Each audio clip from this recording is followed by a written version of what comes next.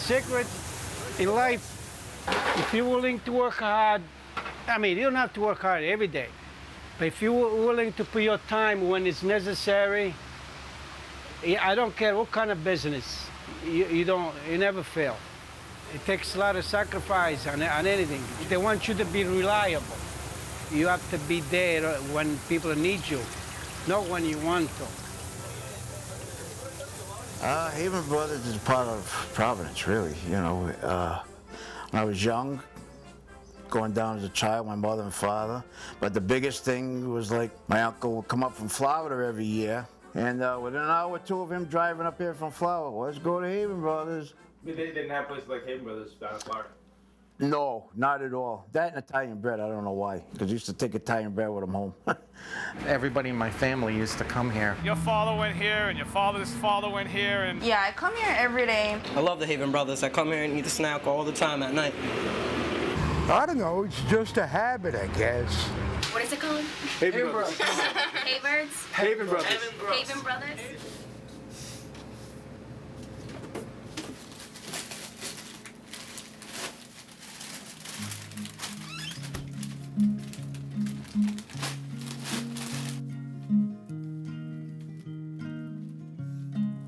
1986, somebody was selling this diner, and I always wanted to go my own business, you know. No, originally I had a partner, but we only stayed together 3 years because he was sick. He was, I think he had cancer. He used to be a cook in the morning, this business. He used to do all the prep, like cooking, get the chicken salad ready, tuna, cleaning.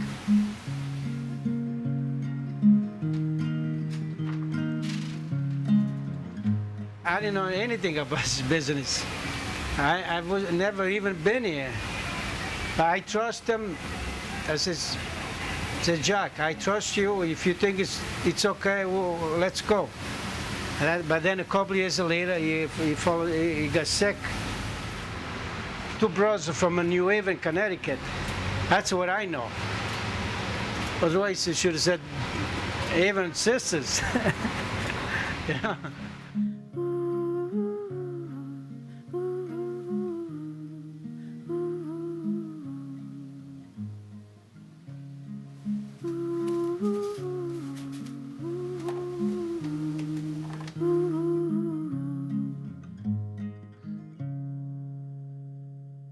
Well, the diner was born here in Providence as a horse-drawn lunch wagon in 1872. Walter Scott was the originator of that, and he had many competitors right away. Anna Haven was one of those early entrepreneurs who was in competition with everybody else that were peddling these sandwiches, pies, coffee, milk, and cigars.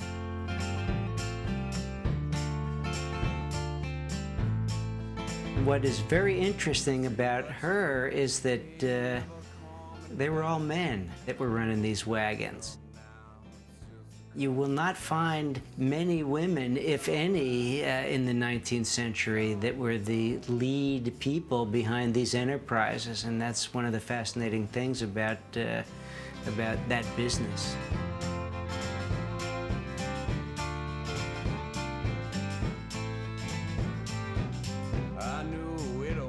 Reading through the materials that people have done research on diners, it's mostly men that come up, and in fact, it's all men. and Haven is the only woman talked about.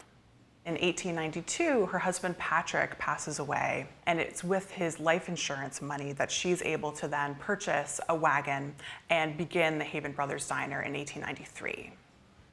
And Haven is in an interesting position where she's only actually able to own the diner when she does because she is a widow, and so she is granted rights that married women were not. And in fact, married women couldn't even have custody of their children. So certainly this is a period of transition for women. By the 1890s, Providence has 1,500 plus factories, just in Providence alone. So it's a real sort of economic high point, and you can see why what was called a night lunch wagon would be an appropriate business to open to feed people after the restaurants closed, because we have so many workers here, obviously needing to eat.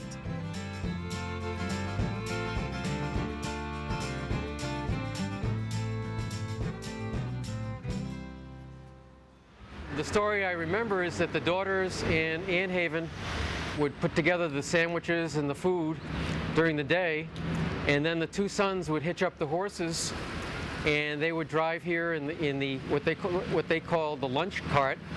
Once the horses knew the route, they would unhitch the horses, and the horses took themselves back to the stable.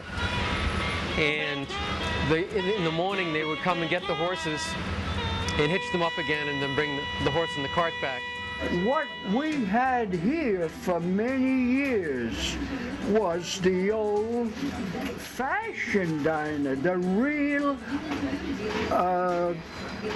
diner was all wooden, and none of this fancy gimmicks here like you had in this diner.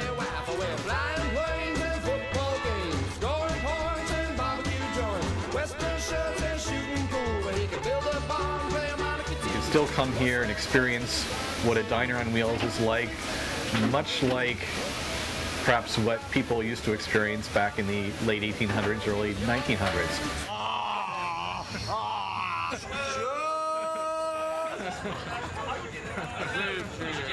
You know, you can't go wrong. It's 2 a.m. You can't get food anywhere else.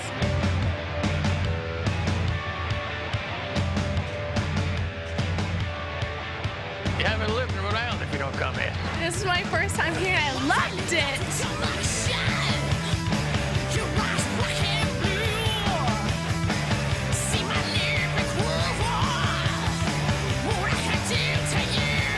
Come here on Saturday nights, you hit this spot up right here.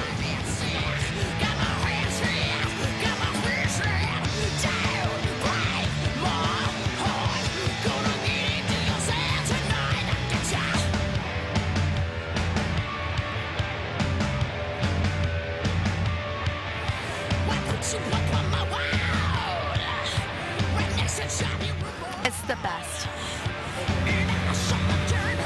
Oh, that's good. That's good.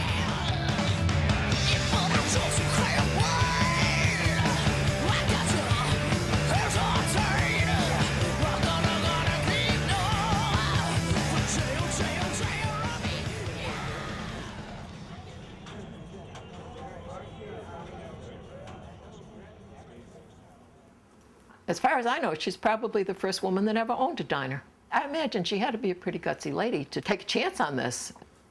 And I am the great-granddaughter of Ann Haven, who was the founder of Haven Brothers Lunch Cart. The reason it was called Haven Brothers is because Anna Haven had sons. I don't know how many daughters there were, but the boys were the ones that hauled the lunch cart.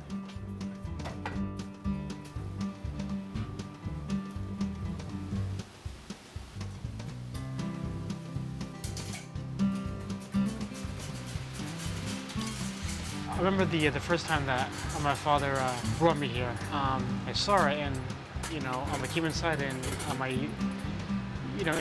my mind, I'm like, what did he buy? What is this place? Who would have known how much history? I think at the time I was like 13 years old. I thought it was crazy when he bought it. I thought it was nuts. When you're young, you don't know any better, But he did good. My father did good.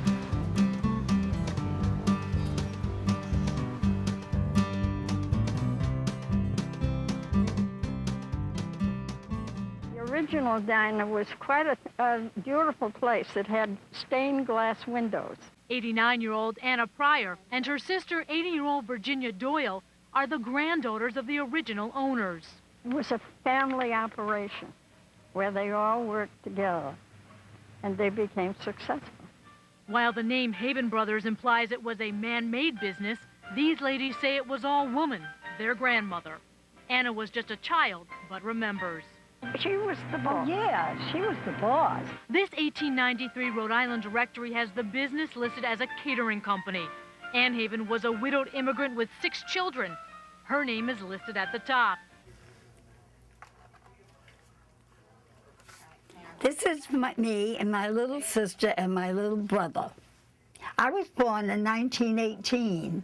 They did all the cooking in the basement, of the house that they lived, and they occupied all 3 tenements. All 3, yeah, there's so many of them. When the boys left the restaurant and they went into different businesses, insurance and different things, Bertha Gannon, daughter of Ann and Denny, she ran it for a while. And where you go, where your love lies gone, and your love lies gone, and you go, my love.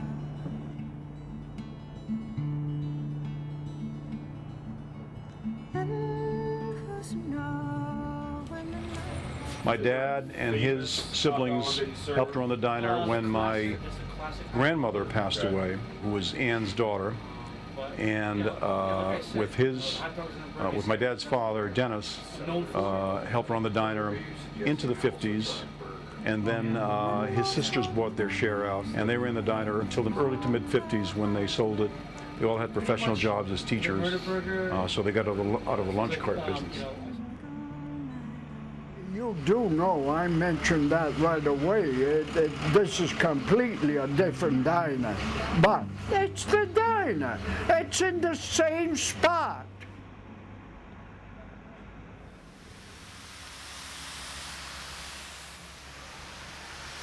I work Friday and Saturday. Ivan works the rest of the days.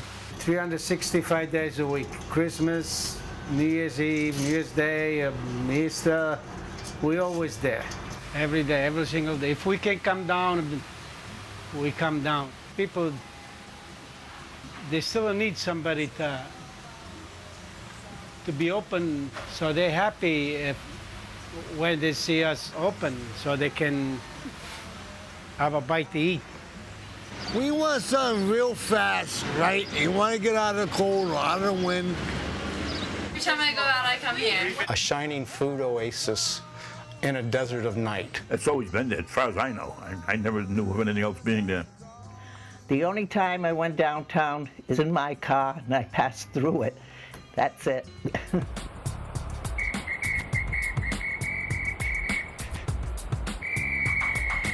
This was a very simple act that I was doing, directing traffic.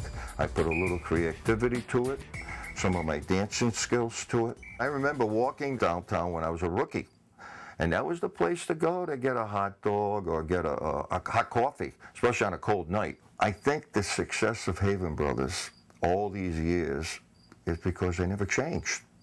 It's the same place, same kind of food. People love nostalgia.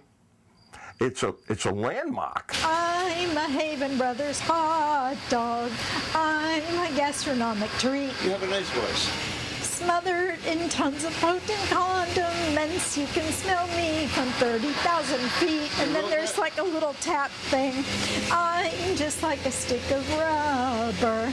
Slick and slimy in a bun. Wow. Oh.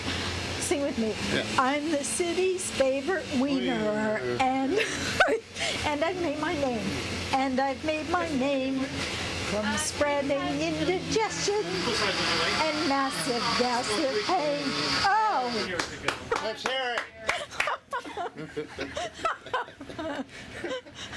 Haven Brothers is kind of like the original squatter. Don't know how the hell they got permission to be where they are, but no one's going to move them. The Haven Brothers has been a constant in the life of the city of Providence since I can remember. And back in the 40s, it used to pull up next to City Hall with horses. And then they changed to the truck.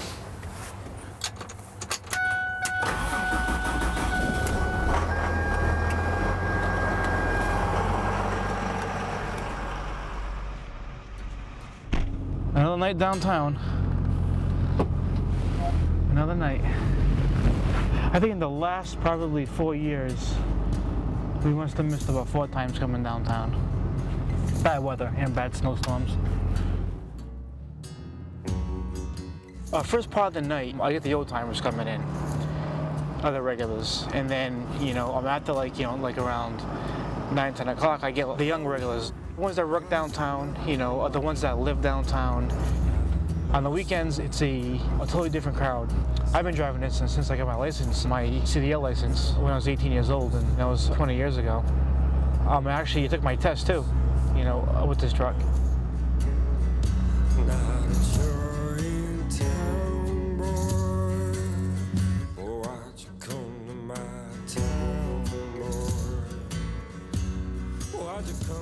They were both downtown at the same time every day. My father worked at Mike's Diner, who was owned by my father's uncle, Mike D'Antuono.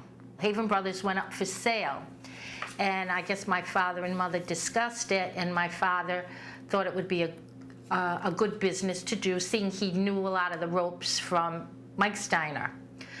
So at that point, my parents purchased the diner, and of course, Uncle Mike never spoke to him again. But my mother and father worked very diligently at the diner 7 days a week for many, many years. The diner was always open other than Christmas Day. Everything was homemade. Potatoes were not frozen. They were fresh, peeled, and cut by hand by my mom and my grandmother. My father believed in high-quality food, no matter what. Everything was fresh.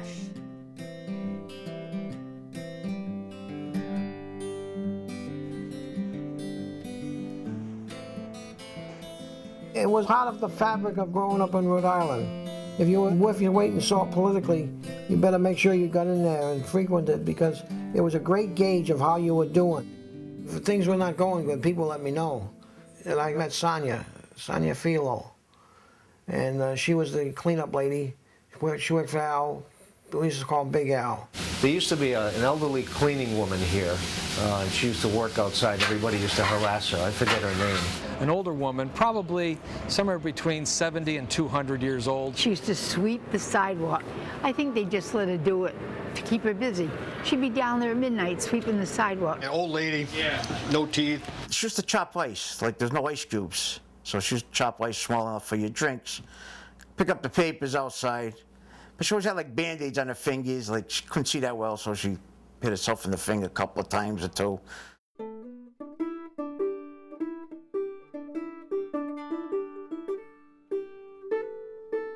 She was a very nice lady. I asked her one day, I said, Sonia, have you ever been outside of the state? She said, no. I said, would you like to go to Washington? She said, yes. I said, be ready Monday morning, because I'm picking you up and you're putting you on the plane and you're going down to Washington with me. And she says, well, I have to get permission from Al. Don't worry, Al will give you permission. So I talked to Al, and off she went. She insisted that she'd be home the same day, so I had to get her on the plane as close as I could, that she was back on the job later in the evening. By 9 or 10 o'clock, you wouldn't think she ever left. But she never forgot it, and she always thanked me, and she told everybody and his uncle downtown, full Freddie Beer, because he took me to Washington. She was a part of the fabric of that diner. She'd be bent over, like chopping the ice, and some wise guys would get behind her and give her a goose, you know, and she used to jump up and like start swearing at you and everything, and threaten you with her ice pick, and you know.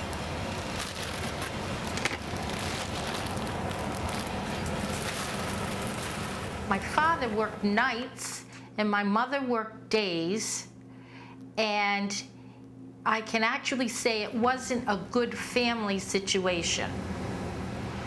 It looks easy, but in the end, it takes a lot of sacrifice. It takes a lot of work and dedication to run this place.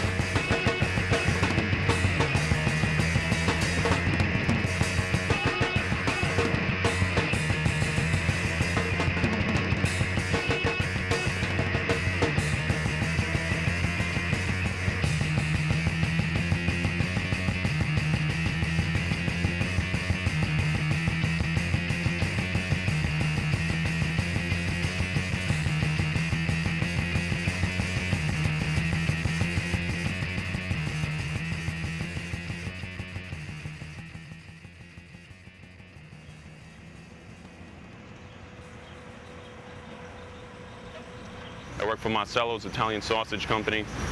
We deliver to Haven Brothers. Morning, Dave. One night I went up to Twin River Casino. I ended up winning about $150. It was getting late, so I thought of Haven Brothers. I was hungry.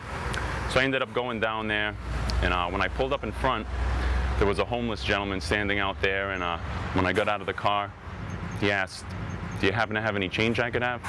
I said, here's what I'll do. You can pick whatever you'd like, and I'll buy you dinner. He looks at me, and he goes, "Buddy, what are you, nuts? That stuff will kill you."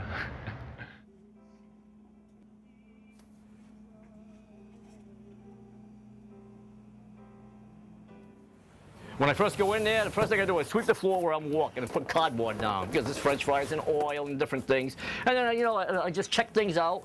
I bring all the pots and all the dirty stuff in here. Going on 14 years now. And I started part-time, 3 days a week. Then I went to 4 to 5 to 6. I stock everything up, the hamburgers, you know, the soda, all the paper goods, all the canned goods, and it's a little routine. You know, over the years, I used to do this first, that first, and I said, let me do this, that, the other, and I get different ways of doing things. I come in 3:30 most days, except on the weekends, 4:30 or so, because the diner stays an extra hour, and I'm usually out here by 9:30. Sometimes 10 o'clock, it depends. If you call it a job, I call it fun. I love it. Sal treats me well. Ivan treats me well. And I can come in at 8 o'clock in the morning if I want. I can come in noontime. As long as everything's done by, 4 o'clock, 4:30 when they go down. He doesn't care what time I come in. Insomniac, I guess you call it. I don't sleep.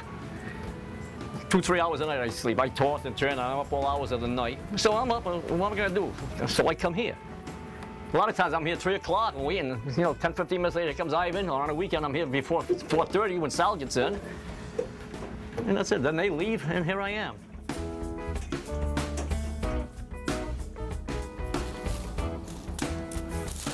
Okay, go up to the city, you can hear the sirens wail.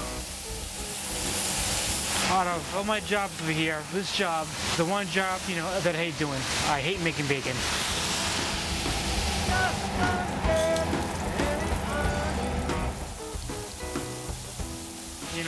I stand here for sometimes 4 hours in the same spot, just making bacon.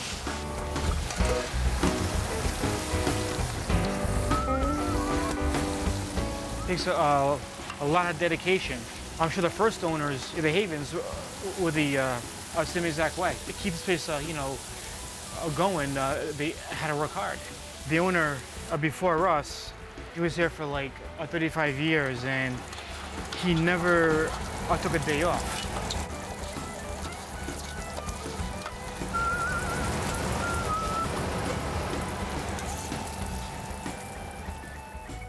This was really a tough spot for Rhode Island to be in the 1950s, 60s, 70s. Industry really started moving out of the city and out of the state in the mid-20th century. And downtown turns into an undesirable place. The stores close, the businesses close, and it becomes, in many senses, a ghost town. You could be downtown at noon on a Saturday and see no one.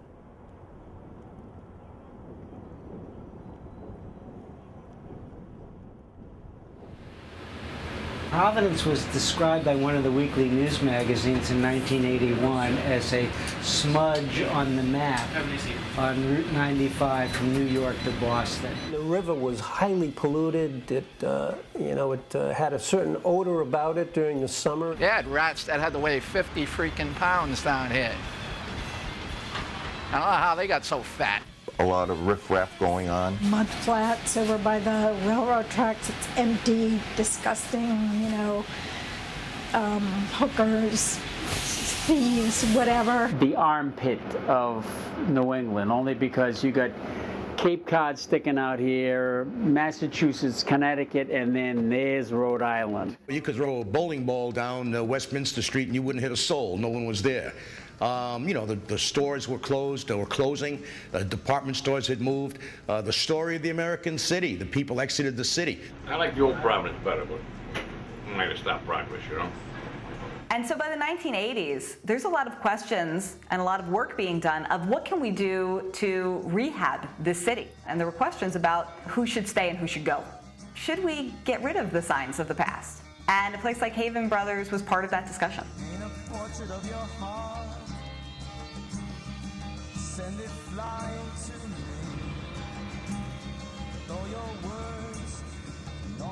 My most vivid memory is when I was coming home from Vietnam. I got to the Providence train station here about 3:30 in the morning, and the first place I went was Haven Brothers.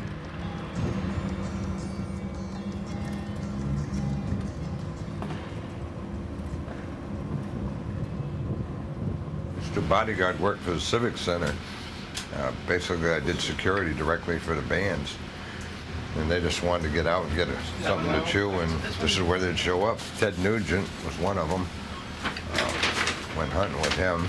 We were headed here with Rodney Dangerfield, but he decided to get a steak at the Biltmore instead, and so they accommodated him at dark 30 in the morning. Most of the road crew from the Grateful Dead, the Beach Boys, except they were too drunk to get out of the limo, so they had the driver come and get the food for them. Mustard, relish, soft toasty bun, steamed dog.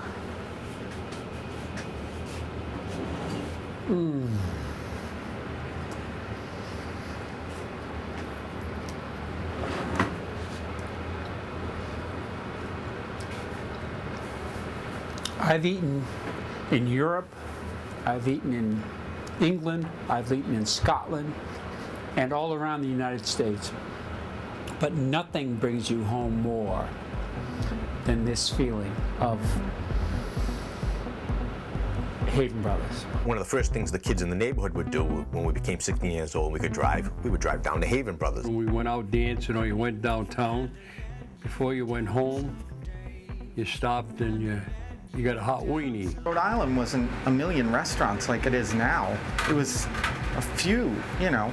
It was like, there wasn't much. When you would come downtown, you know that this would be here. This is such a fixture and something that has been around since the beginning of time as far as I'm concerned. This is good for the city. There's not many things left in the city that are good, believe me.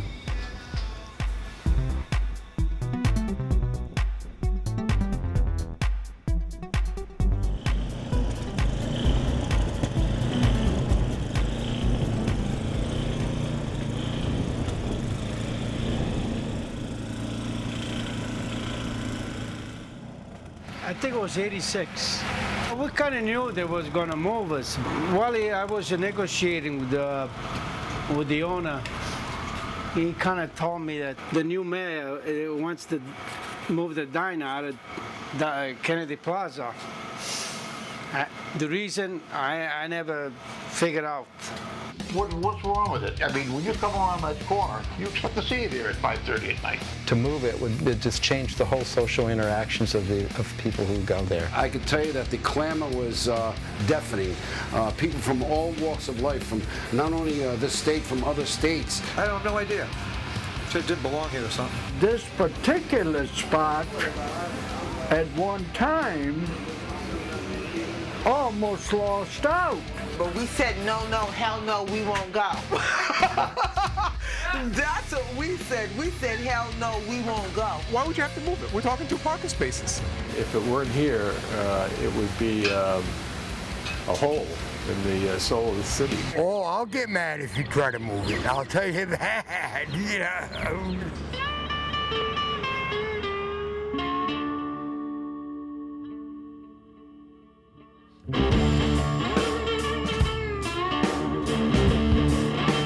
Probably one of the dumbest things I ever did when I was mayor of Providence.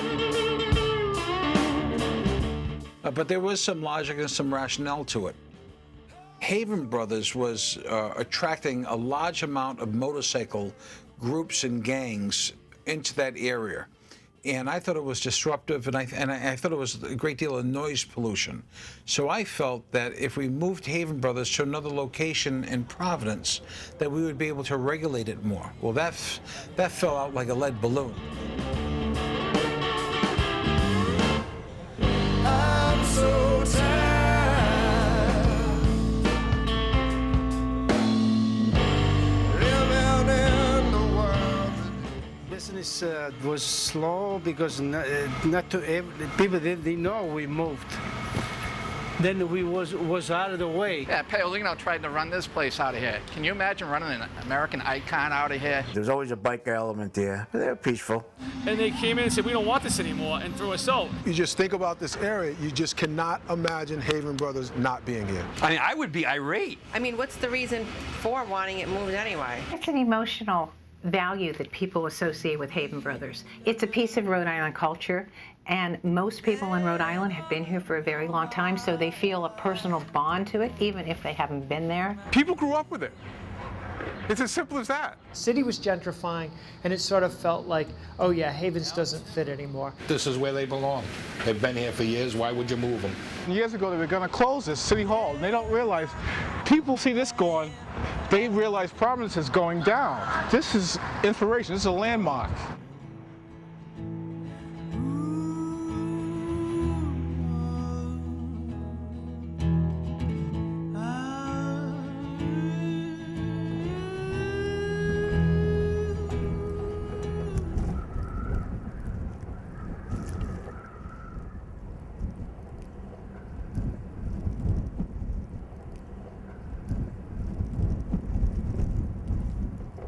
Legally, we still have the license till at the end of the year here.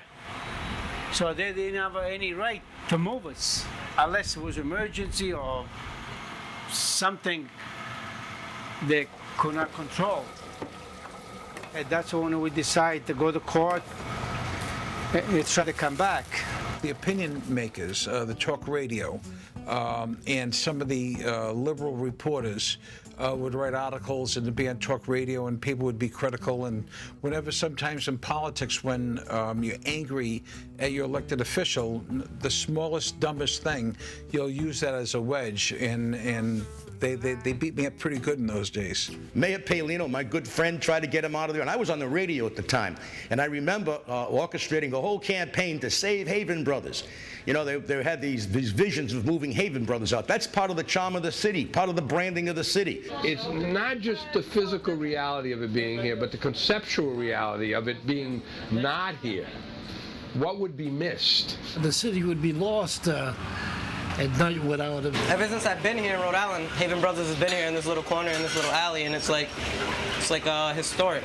For a lot of us, it's really more about our own culture, what we're comfortable with, what we grew up knowing. I mean, this place reminds me of my dad. What is more Rhode Island than Havens? Nothing. I spent many nights there doing budgets and staying late in the office, always getting my beans and my hot dogs and hamburgers. Keep a good man's hand. Shake the hands of Holy Ghost, dance along an Ivory Coast. Share your flesh with passing shadows on a bed of broken hopes. Be sure to breathe in deeply. Nobody was supporting me. Even the people that were against the noise were supporting me for it, because Haven Brothers was a fabric of the city, and I did whatever any other politician with tremendous courage would do. I folded like an accordion and gave in to the public demand on keeping Haven Brothers as a focal point in Kennedy Plaza.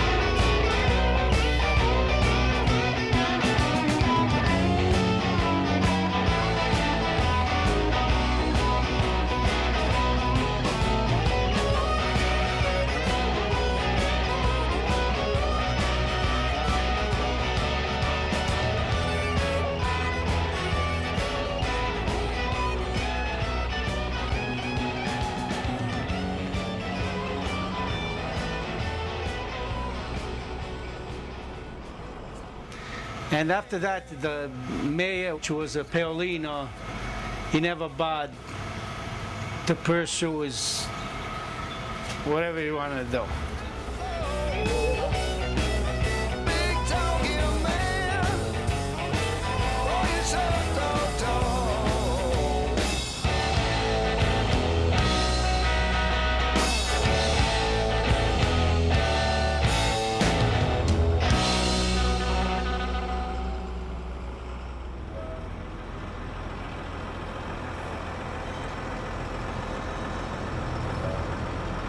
when the diner moved back over here, I was actually here one night where Mayor Paolino was here as well. And I remember, I'm pretty sure he got a trophy, and the trophy happened to be a middle finger.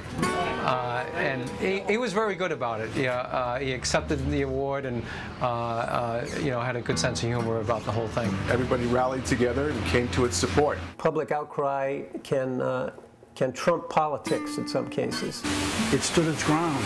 It certainly passed the test of time. It makes me feel good to know that I was part of a piece of history that neither time or economy could get rid of. It's like the State House. It's a part of Rhode Island. It's a part of Providence.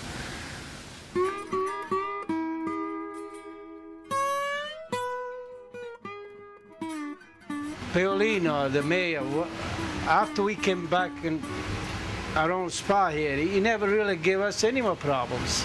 And one day he came to the diner, he was nice, he said, I was trying to break you, now I'm gonna try to make you.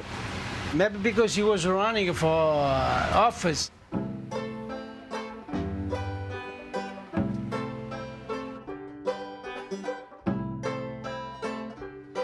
I wasn't involved, and my partner, he's the one who organized everything and set everything up. I guess he didn't want to wait the 1993, so he decided to have the celebration 1988. We wanted to make it into a celebration. We wanted people to be happy and to recognize that a little lunch wagon was, it's still important to the city of Providence, regardless of my moves. Paolino, threw us out of here. And then, we came back here again. He threw an anniversary party for us. They wanted to do a party, so they figured that 1888, 1893, it's close enough. You know how politics is. If they want something changed, they'll change it. Even if it's a date, they'll change it.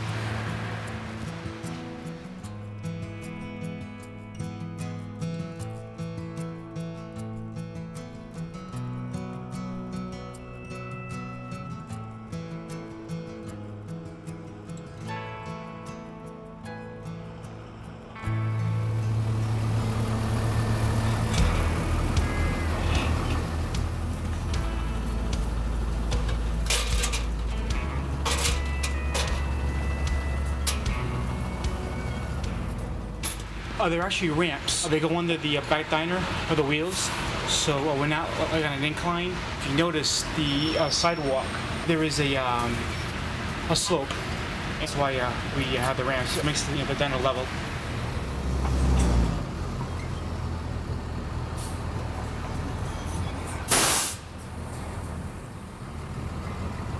I like the most about, you meet all kind of people, make a lot of friends. And what I like the least, that every day we have to move back and forth. This part of the job, I hate it. It's unusual how we have to park and get power and do business. You gotta climb a pole.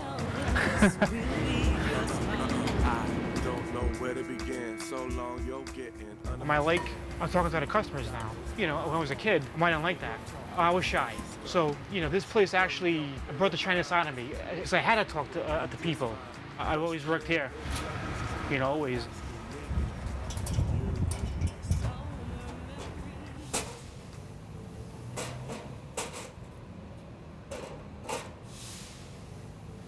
I really enjoy this diner, not just for the money, I just like my work,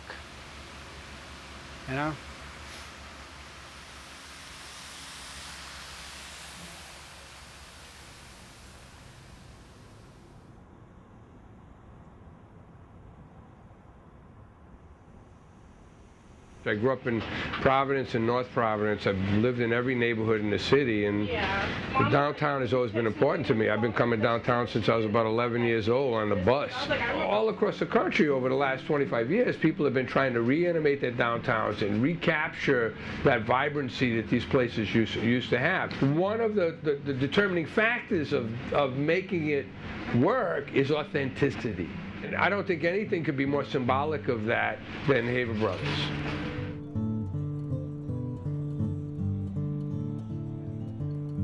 It speaks to our industrial history, our labor history, in many ways our best economic moment in our history. And it speaks to the everyday men and women of this state and what they bring to it. So I do think it's an authentic Rhode Island experience. In many ways, it's as authentic as you can get.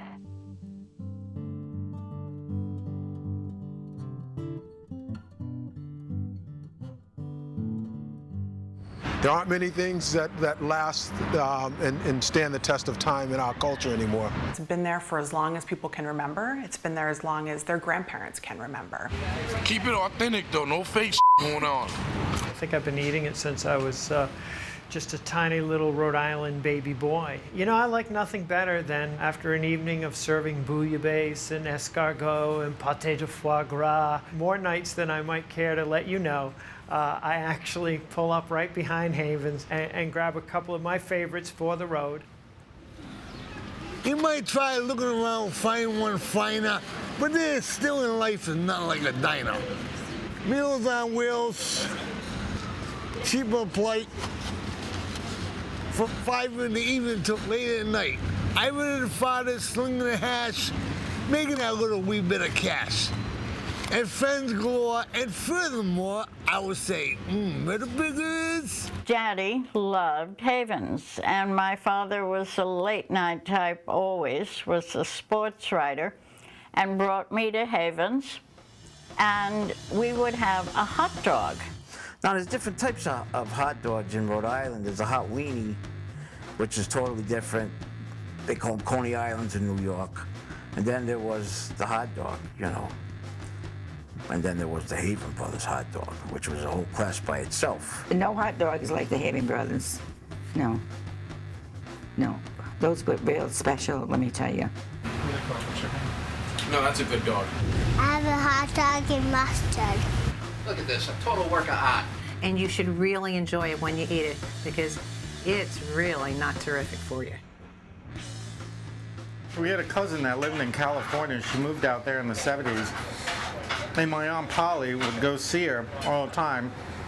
Before she went to the airport, she would drive downtown to Haven Brothers with her igloo cooler, buy 50 hot dogs from here, put them in the cooler, take them to the airport, put them on the plane, take them to California.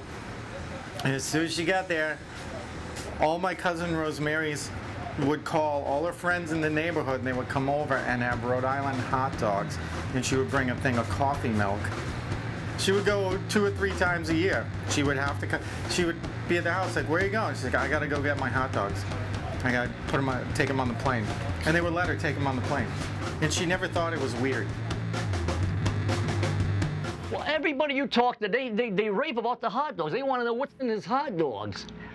But if you take them home and cook them, they don't taste nothing like if you buy them on the truck for some reason. And maybe because when you buy them at the diner, you're drunk or got a buzz going, at home you're normal. So maybe that's got something to do with it.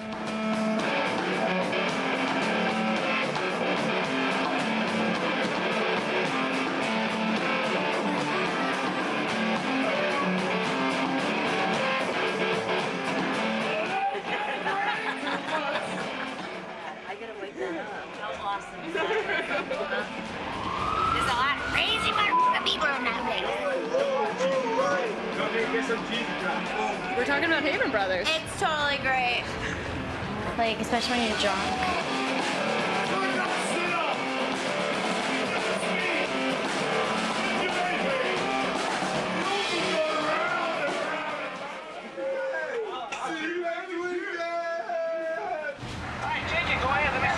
What? Go ahead, take it. Let me see it. Take it. About 10 seconds. right now. That's what we did with brother. It's not easy. What's the difference between the people early and the people late night? Oh, there's no comparison. The early people obviously are sane and sober.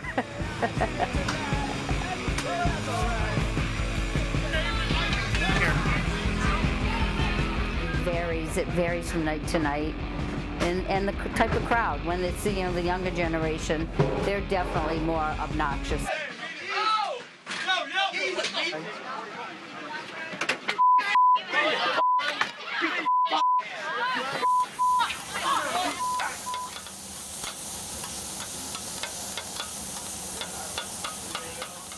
You know, the weekends, it's a party city. Everybody goes out drinking. So you deal with all kinds of people, man. All kinds of people, Businessmen, drug dealers, politicians, college kids. Now, picture these guys drinking now. Their personality is like totally different. What's on the cheeseburger? You want a murder burger with everything on it? Cheese, lettuce,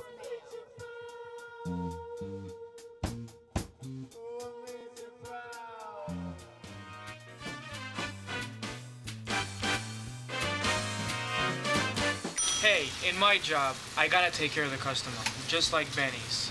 In fact, they've been doing it almost as long as us, and that's a long time. Next! Oh, look like I'm a stumble bum.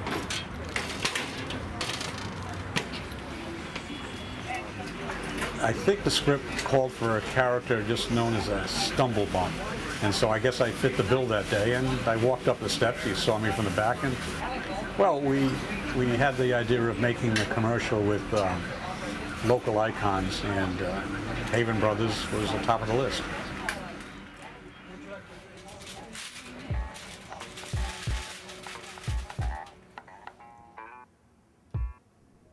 Back in 1998, that time frame, we were starting to try to do some icons in Rhode Island. We looked at potentially Slater Mill, we looked at the bridges in Newport, and then we looked at the Big Blue Bug, which we did an instant ticket on.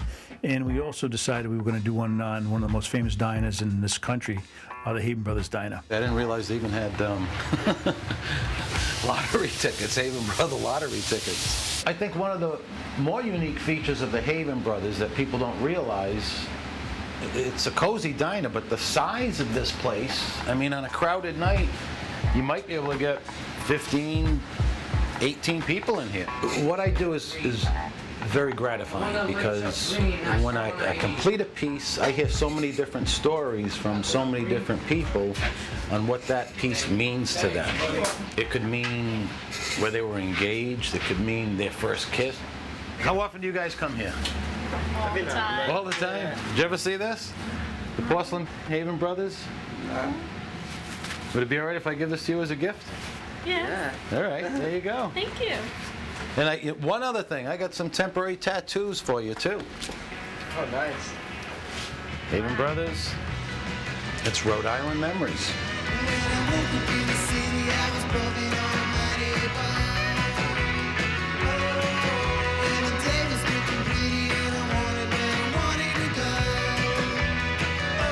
I know this, that I think that, because I see it with other things, people that move out of state and they come back for a visit, they gotta go to Haven Brothers. Because it's a must, that's where you used to go, so that's where you wanna go. I just got in the mood for a hot dog lately, their hot dog, and I had to get in my truck and have a cigar with him and rock and roll music, and here we are. You drove an hour to get a hot dog? Yeah. It's part of the folklore here. It's a Rhode Island tradition. I've been coming here maybe 30 years. I've been coming here since I was 16. Since I was 12 years old. For 50 years. 25 years. I really don't know. Since my father brought me here when I was about 8 years old. All my life, just about. Since I can remember, parked in the same spot. 1984, first place I came when I got my driver's license was right here. If I were to ever be killed in the line of duty, I'd want the Haven Brothers truck at the graveside, at the cemetery, serving, like that would be the mercy meal. You know, you go out there and you have a little snack after the funeral proceedings. I said, I'd want Haven Brothers there. It's really cool knowing that like Man vs. Food came here and everything, so it's pretty famous. It's been around forever.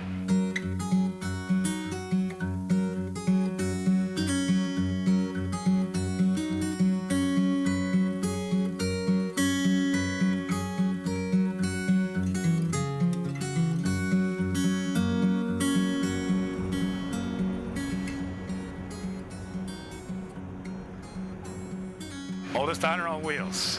That's what we've heard, so that's why we're here. We're profiling the triple murder burger, which is 3 patties. Your standard, kind of fast food burger. Oh, that's a bunch of meat and cheese. A small benefit. I'm gonna have to take a picture. I'm gonna blow up the picture and put it on my wall. We're here to get the triple murder burger. We're doing a profile on this place. We're here to interview the owner or anybody that works here really for our class. But mostly we came here for the food.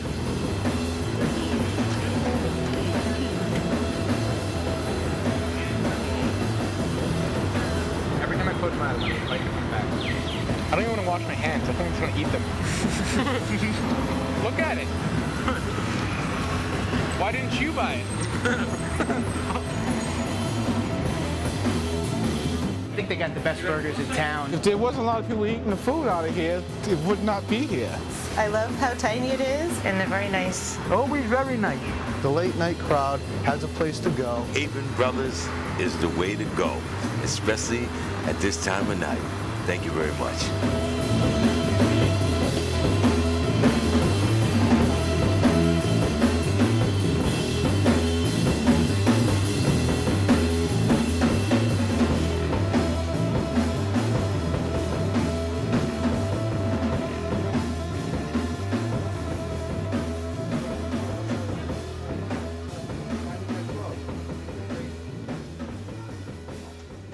The next day, sometimes you regretted coming here, but you would, like that night, you'd be so drunk and you didn't care, you would eat it. But the one thing I think all of us remember, and that is around 2 in the morning, 3 in the morning, when you wake up in the middle of the night, your stomach's got a little bit of lead in it, and you're then making deals with God.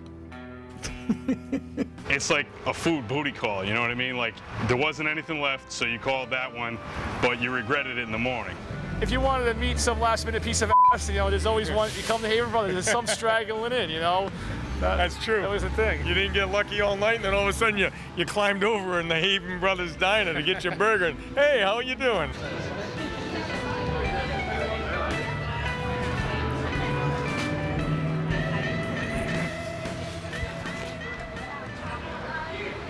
It's like a comfort food. Well, this is a comfort place for me. It's not just the food, but it's the experience, right? I mean, I know stories about people coming from New York City on helicopters just to come to Haven Brothers. Haven Brothers is known throughout the country. People come from all over the place. It's not just a Rhode Island vibe. I'm from Spain. My name is Joan. I'm from Barcelona. I've been here for 1 month. This is the double murder. You can actually take the challenge of the triple murder with egg on top, but it's just too much for Spanish people. We're not used to that much. Like, American could do it, but I'm from Europe. You don't have these things in other countries like this, Definitely, this diner is 1 in a million. We don't have anything quite like this in the UK. We have pubs, the French have bistros and so on, but the diner seems to be a very American institution.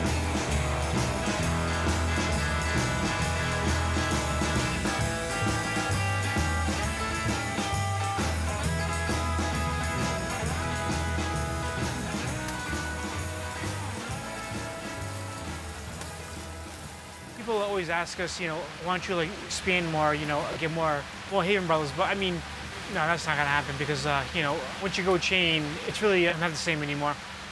It's not the whole experience and everything, even the food, If you think about it, if we expand, it has to be, on a truck, not a building. You have to expand, if you have a truck. It is a lot of work.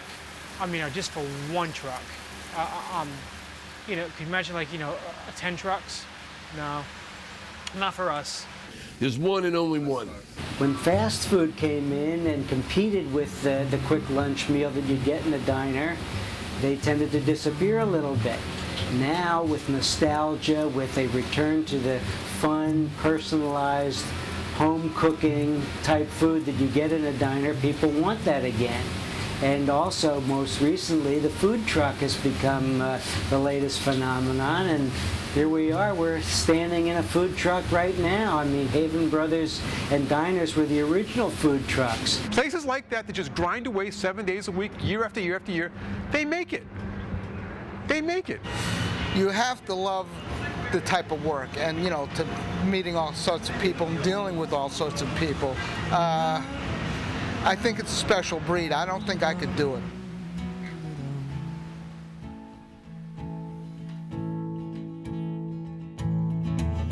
Oh, tattered ones, oh, please never forget that all of your life you were caught in my net. My philosophy is your money or your life. Once you go big, you have to get involved more. If you work too much, you make money, but you don't have time to enjoy yourself. Thinking about it is one dine is enough for me. If somebody else wants to do like my son wants go for, you know, get franchise or whatever, it's up to me. I just want to enjoy my life too, not just working. Because the more they make, the more they want. I want to stay small and happy than big and miserable.